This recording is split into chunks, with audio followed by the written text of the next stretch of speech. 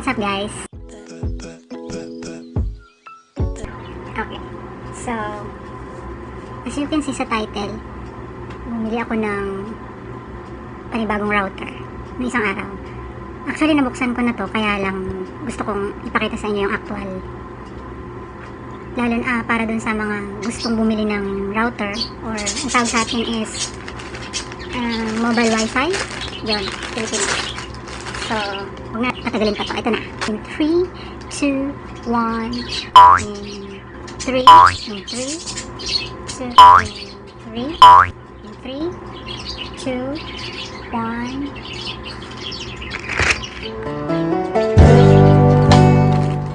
Tada! Yung Orido Huawei mobile wifi. Yung ito. So first, check natin siya.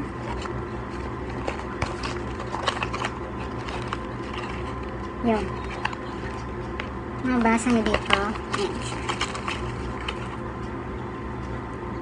Quick start guide. So balik ka dyan. Meron siya nito, safety information. And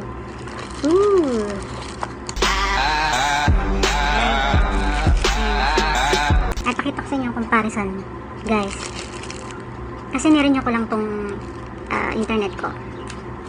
Ito yung old router ko. Ayan. Okay. And ito siya.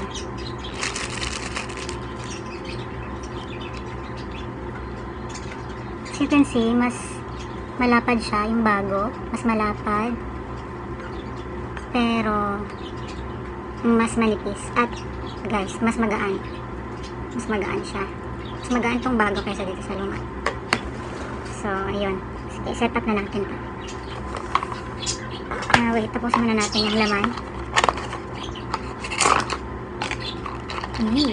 Ayun, guys. May kasama siyang cable para sa charger. Sa charger niya. Sarili niya charger. And ito, wala na.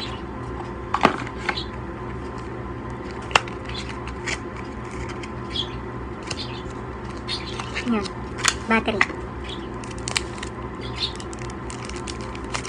Ayan. Ito siya. Ito yung battery ko dun sa luma. Ayan. Difference niya. Ito medyo bukol na siya eh. Overcharge na to.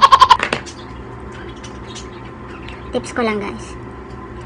Huwag nyo iwanan na naka-charge kahit anong device. Lalo kapag alis kayo ng bahay. Cellphone, router, laptop. Kasi mahirap na baka mag-overcharge. Mag-cause pa ng hindi maganda. Alam nyo na yun. So, let's go back to this. So, isa-set up na natin siya. Buksan ko to ha.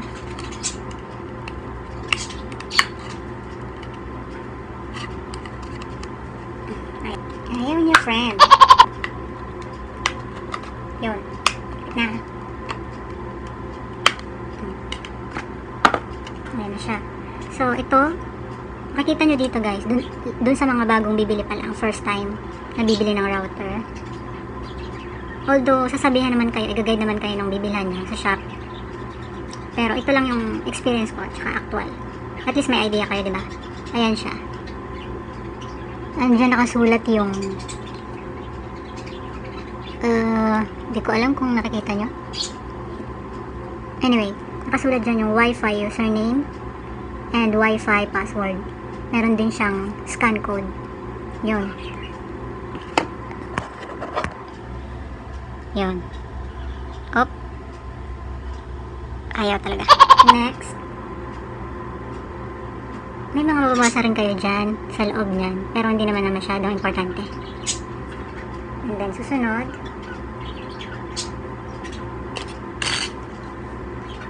Kung may old SIM na kayo, pwede nyo ulit gamitin yun. Kasi sa akin, nag-renew lang ako. So, same old SIM. So, lilipat ko lang tong SIM ko dito.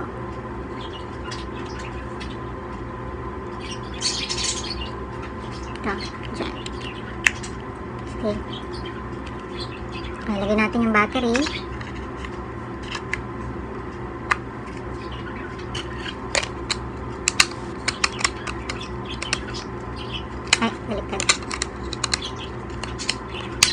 Yun. And let's get it on. I'm pressing the middle button. See, nag-ilaw siya green. That means full charge siya. At ito yung battery niya. And yun yung signal niya. So, red siya, diba? Ayun, nag-green na siya. And dito guys, importante to. Basahin natin. So, andyan na yung instructions, lahat. So, makikita nyo na dyan. Basahin nyo na lang. May English naman siya. Ayan, yung parts. Yun, installation. Wi-Fi connection. Ayan. Huawei High-Link application. Wi-Fi extender. Charging. Tips. Yan. Yan lang. Ang ganda lang.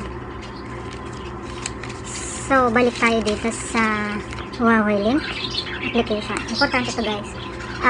Dito kasi, kailangan ma-download nyo to para ma-change nyo yung password. Para may sarili kayong username and password. Papakita ko sa inyo yung ito yung picture ng application. Yan, lalagay ko dyan. Yan, nakikita nyo na.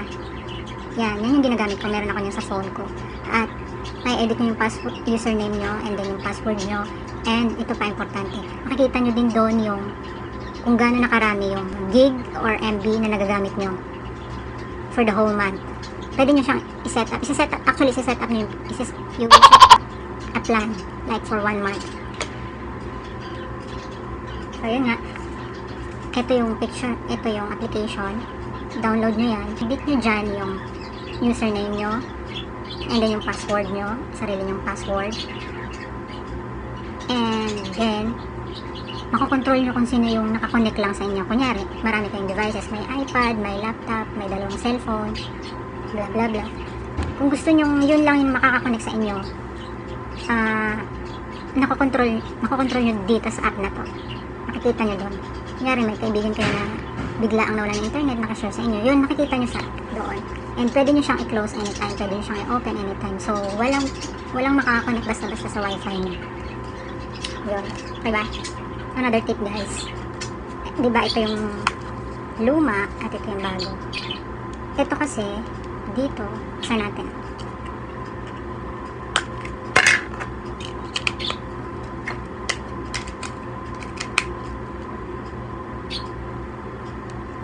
Nag-open na siya.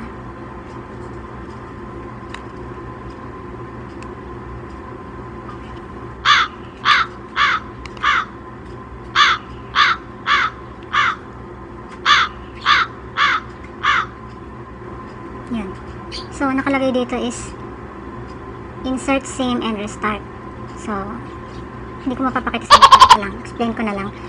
Dyan kasi, dito sa luma, nandyan yung username ko and then yung password. So, kunyari may humiram nito or naiwan ko to, makikita nila yung password ko. So, makakakonect sila ng ganun kadali. Pero since nga, kung meron kayong application na Huawei High-Link, ayun, makokontrol nyo pa rin. Kung maiwan nyo to at napabalik sa inyo, makikita nyo doon kung ilan yung nakakonect sa inyo. And pwede nyo i-block or pwede nyo i-delete. Dito naman kasi is ganito lang, so hindi mo makikita. Safe yung password mo. So guys, mas prefer ko to ngayon. Good job sila kasi handy siya, sanitized. Diba, new look.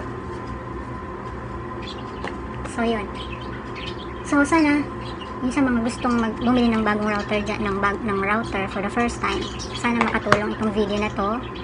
And comment lang kayo sa baba kung may mga tanong kayo at susubukan kong sagutin.